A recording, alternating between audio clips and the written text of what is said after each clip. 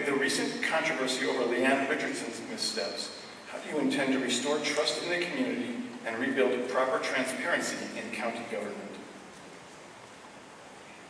Well, we live in challenging times, and East Lane deserves an experienced public servant to meet those challenges. The Leann Richardson scandal was a disgrace.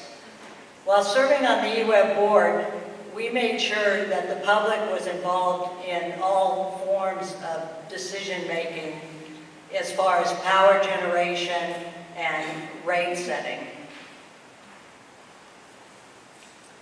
The way we did that was through surveys and public input and holding our meetings at times in the evenings when people could attend, not currently like the Lane County Commissioners where they hold public meetings and do some of their decision-making during the day when people are at work.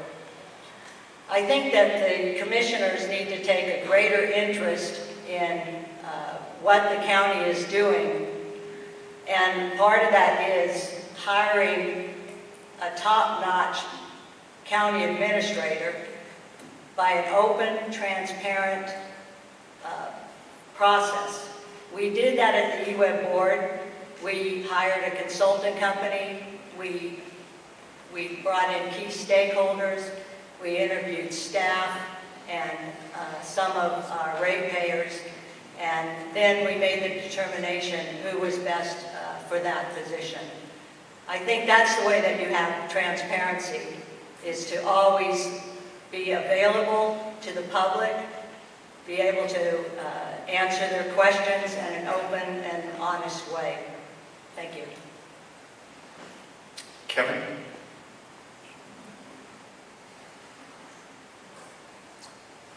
The key to restoring trust and transparency in Lane County government is leadership. Leadership has to be trustworthy, has to have open arms for all points of view, it has to act transparently. The current county commission majority could make a nice step in the direction of transparency by opening some of the 29 redacted pages in the Leann Richardson investigation report. We still currently have a big deficit of transparency. We have secret things going on in this scandal in our county government.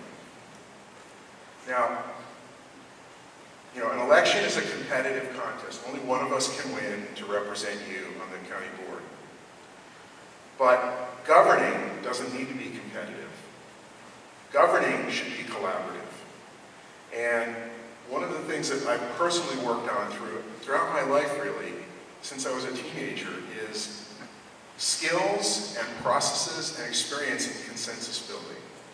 And I don't believe in compromise. I don't believe that you get two sides with differences together and find a way to cut the problem in half. Like a lot of times bureaucrats say, both sides are mad at me, so I must be doing something right. Boy, is that an easy out that I don't buy. We need to find new ways to approach our entrenched problems. We need to find ways that don't kill one side at the expense of the other, but find ways to solve problems that make both sides whole. And you need to do that in an open, participatory way in the public spotlight. And we need to reverse the crazy tweaks that were made to the Oregon Open Meetings Law under the current commissioners in order to have those kind of collaborative meetings. Well, let's make those tweaks. We need to do our business in the sunlight. Jack? Well, the first thing I would do is throw away the redact pencil. It's your information. How dare they keep it from you? You're paying for the paper, their salaries, everything they do, and they're hiding the information from you. What's in the 30-year plan? No one knows except the people downtown. They're saving the best for themselves. It's your right to know what's going on down there. Ms. Richardson, I'm not sure where they found that person, but I think the philosophy of searching the far reaches of the nation for people fleeing bankrupt cities to come here, they spend vast amounts of money looking for these people, when we should have a philosophy of hiring from within. You bring new people in at the bottom. They earn their trust, the trust of the people, and their loyalty, observe over time. Eventually, they know the system. They work their way up. We know how they work. And they trust us. They love the land. Those are the kinds of people that we want working, and there's nothing to hide. There's no transparency to look through, because they are us.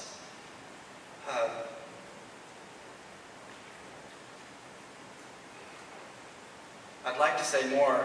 I had more to say on a couple of the topics, and I don't mean to drone about things that are disinteresting, but I think that we're paying our people so much that they no longer care about us. They no longer care about being transparent. And I think maybe if we could establish some pay grades, some salary caps, that maybe we would bring people back down to a level where they were human once again, and they weren't constantly trying to get away with stuff. Faye? Thank you. Leann Richardson was a long-term employee of the county. She was hired and worked in the legal counsel and was our litigating attorney for 4 years when she was given the promotion to be our head legal counsel. Then when the board, our former administrator, Mr. Sparks, decided to retire, the previous board, under different leadership than there is today, appointed Ms. Richardson in a unanimous vote to be the interim administrator. She stepped up in a time when we were facing an $8 million to $10 million deficit and led the organization to achieve a $3 million savings in healthcare costs with our employees. She reduced our overhead and our administration. She condensed our departments from 14 down to 9. And she was gaining respect from outside organizations. At that time, we did a review at the beginning of the year, and she had a glowing review from many different people. And in a time when we were facing a huge deficit, how could we justify spending several $100,000 or thousands of dollars, let's say, on a recruiting process when we had somebody that was appearing to be a star? And somewhere down the line, about a year ago, I started noticing some changes. I asked for reviews, performance reviews, knowing that performance reviews are, of course, to setting changes in contracts to be able to give us justification if we get to a point of termination, so that we don't have to pay clauses that to give her a salary, having to pay her $100,000 or salary, a year's salary, to have her removed. When we were able to justify the decision, we made swift action, and Mrs. Richardson was removed and terminated. The reason the report can't be released, and hopefully we will have a judge's decision here beginning of February to release that report, but the liability the county would face would be tremendous if we didn't protect the whistleblower law. Jose? Thank you for the question.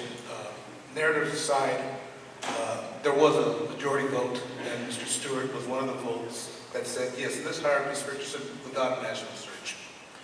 Insofar as the liability issue, agreed, there is liability. However, if you will all recollect, there was a no-fault severance between Richardson and the county. So that's gone. Insofar as the redacting is concerned, open it up. Exclude, however, the employees, because we don't want the same kind of shenanigans that current county staff were exposed to vis-a-vis retaliation. Open up the whole report, redact the names, and indeed consider redacting the positions, because if one looks at an organizational chart and you look at the position, you will be able to draw the line between the position and the person. So redact the name, redact the position, and open it up. Insofar as the actual commissioners that may have had a role in acquiescing to and in fact encouraging Ms. Richardson to increase her wages substantially in a time of dire economic strain, let me just quote verbatim from an article that appeared in the Register Guard on the 2nd of October. And this gentleman is Jim Hale. He's the former chairman of the Lane County Republican Party, and he's called for the resignation of the unidentified commissioners whom Richardson leveled her accusations against him. Let's have not only Mr. Bosevich, but the second commissioner step up so that we know exactly who it is that was responsible for this fiasco. Short of that, we cannot expect anything other than what has happened in the past to happen in the future. The best predicator of what's happened in the past will, in all likelihood, tell us what may happen in the future. Let's open up the book.